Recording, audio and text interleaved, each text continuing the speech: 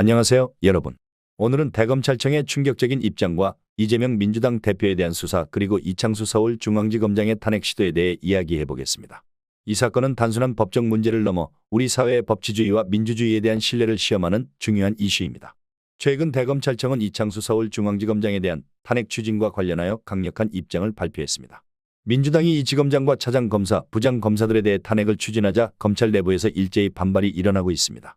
서울중앙지검의 부장검사 33명이 성명을 발표하며 탄핵에 반대하는 목소리를 높이고 있습니다. 이처럼 검찰 내부의 저항이 강하게 나타나는 것은 단순히 한 사람에 대한 공격이 아니라 검찰 전체의 독립성과 신뢰성을 지키기 위한 방어로 해석될 수 있습니다. 이러한 상황은 정치적 갈등이 법적 시스템에 미치는 영향을 잘 보여줍니다. 검찰이 독립적으로 작용해야 한다는 원칙이 흔들리는 모습은 법치주의의 근본적인 가치에 대한 우려를 불러일으킵니다. 법과 정치가 얽히는 이 시점에서 우리는 검찰의 역할과 책임에 대해 다시 한번 생각해 볼 필요가 있습니다. 대검은 부당한 압력에 굴하지 않겠다는 단호한 입장을 밝혔습니다. 이창수 지검장은 후배 검사들은 빼고 나만 탄핵하라고 말하며 법적 대응을 예고했습니다.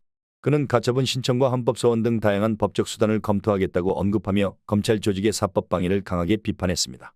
이 지검장의 발언은 단순한 개인의 저항이 아니라 검찰의 독립성을 지키기 위한 강한 의지를 나타냅니다.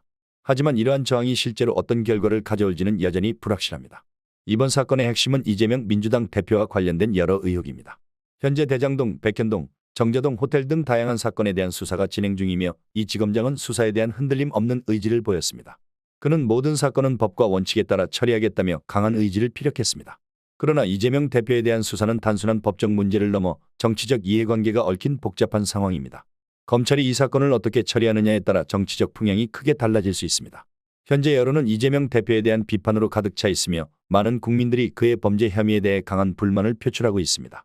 특히 대장동 개발과 관련된 의혹은 국민들의 분노를 사고 있습니다. 이창수 지검장은 법치란 걸 교묘히 이용하고 있는 세력들에 대해 철퇴를 가해야 한다고 주장하며 검찰의 독립성을 강조했습니다. 이러한 발언은 검찰이 정치적 압력에 굴하지 않고 법과 원칙에 따라 수사를 진행하겠다는 의지를 나타냅니다. 여론이 극단적으로 양분되는 현상은 우리 사회의 정치적 분열을 더욱 심화시키는 요소입니다. 검찰이 정치적 압박에 맞서 싸우겠다는 의지를 보이는 것은 긍정적이지만 그 과정에서 발생할 수 있는 부작용에 대해서도 신중해야 합니다. 검찰이 정치적 도구로 전락하는 것을 막기 위해서는 내부의 자정 노력이 필요합니다. 이번 사건은 검찰과 정치권 간의 갈등을 더욱 부각시키고 있으며 이재명 대표와 민주당의 향후 대응이 주목받고 있습니다.